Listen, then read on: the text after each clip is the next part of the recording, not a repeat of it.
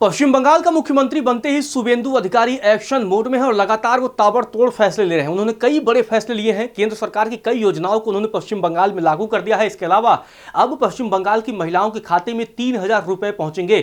इसके अलावा अब महिलाओं को मुफ्त बस यात्रा कराने की भी शुभेंदु सरकार तैयारी कर रही है और बताया जा रहा है कि 1 जून से महिलाओं को मुफ्त बस यात्रा की घोषणा भी हो सकती है। और अब ये बड़े फैसले शुभेंदु ने ममता बनर्जी के उन तमाम आदेशों को भी अब रद्द कर दिया है जिसमें केंद्र सरकार की योजनाओं को बंगाल में लागू नहीं किया गया था।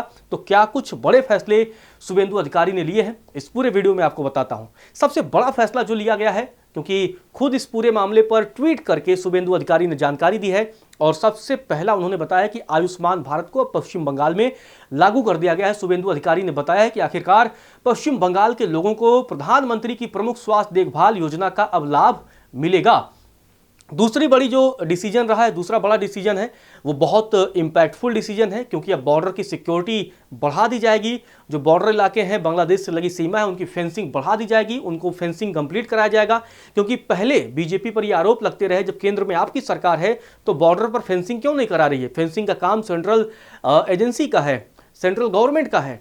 तो अब बड़ा सवाल यही था कि तब बीजेपी लगातार ये कहती थी राज्य सरकार हमें जमीन नहीं मुहैया करा रही है, और अब पश्चिम बंगाल की भारतीय जनता पार्टी की सरकार ने बॉर्डर इलाकों की फेंसिंग के लिए जमीन देने का ऐलान कर दिया है। इस बारे में शुभेंदु अधिकारी ने कहा है कि सीमा पर बाड़ लगाने के लिए बीएसएफ को भूमि का तत्काल ट्रांसफर सुनिश्चित किया गया है, जिसे 45 दिनों के अंदर ही पूरा कर लिया जाएगा। तो ये बड़ा फैसला, और साथ ही अब बांग्लादेश से लगी सीमा पूरी तरीके से सुरक्षित कर दी जाएगी, फेंसिंग लगा दी जाएगी, वो कांटे वाले तार लगा दिए जाएंगे, जिससे कोई भी घुसपैठिया अब भारत में दाखिल नहीं हो पाएगा। तीसरा बड़ा डिसीजन यूथ को लेकर, क्योंकि पश्चिम बंगाल विधानसभा जब चुनाव हो रहे थे तो उस वक्त यूथ ने बड़े पैमाने पर भारतीय जनता पार्टी को अपना सपोर्ट दिया था, और इसीलिए युवाओं के लिए बड़ा डिसीजन, अब एग्जाम जो गवर्नमेंट एग्जाम कराती है उसके लिए जो एज सीमा है, एज लिमिट है, उसको 5 साल के लिए बढ़ा दिया गया है। और इस बारे में शुभेंदु ने कहा कि जैसा कि घोषणा पत्र में वादा किया गया था, उन लोगों का समर्थन करने के लिए राज्य सरकार की नौकरी चाहने वालों के लिए आयु सीमा में 5 साल की बढ़ोतरी की गई है, जिन्होंने पिछले शासन के दौरान कीमती समय बर्बाद किया था। अगला बड़ा डिसीजन है, संवैधानिक तौर तरीकों को फिर से स्थापित किया गया है, ये शुभेंदु अधिकारी ने बताया है। शुभेंदु ने कहा है कि आधिकारिक तौर पर भारतीय न्याय संहिता यानी बीएनएस को लागू किया गया है, और उचित प्रतिनिधित्व सुनिश्चित करने के लिए जनगणना को भी हरी झंडी दी गई है। पांचवा बड़ा फैसला जो बीजेपी ने एक स्टैंडर्ड सेट कर दिया है, वो है शहीदों को न्याय। क्योंकि बीजेपी के कई कार्यकर्ताओं की मौत हुई है बीजेपी की सरकार बनवाने में, टीएमसी के तमाम लोगों पर हत्या का आरोप लगता रहा है, और अब उन्हें एक तरीके से शहीद का दर्जा भी मिल जाएगा। क्योंकि शुभेंदु अधिकारी ने बताया है कि पश्चिम बंगाल में लोकतंत्र के लिए खड़े होकर अपने प्रियजनों को खोने वाले 321 परिवारों की भलाई के प्रति प्रतिबद्धता को पूरा करने के लिए भी कदम उठाए गए हैं।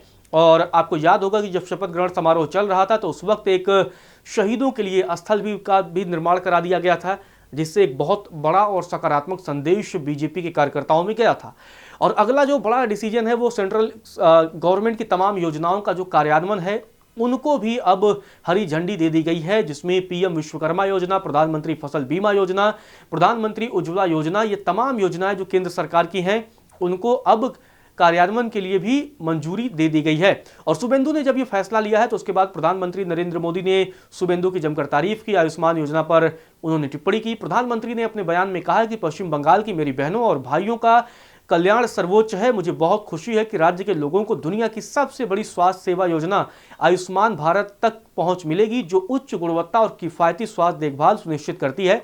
साथ ही डबल इंजन सरकार प्रमुख केंद्रीय योजनाओं का निर्बाध वितरण भी सुनिश्चित करेगी। तो प्रधानमंत्री ने भी शुभेंदु के इन तमाम फैसलों की जमकर सराहना की है।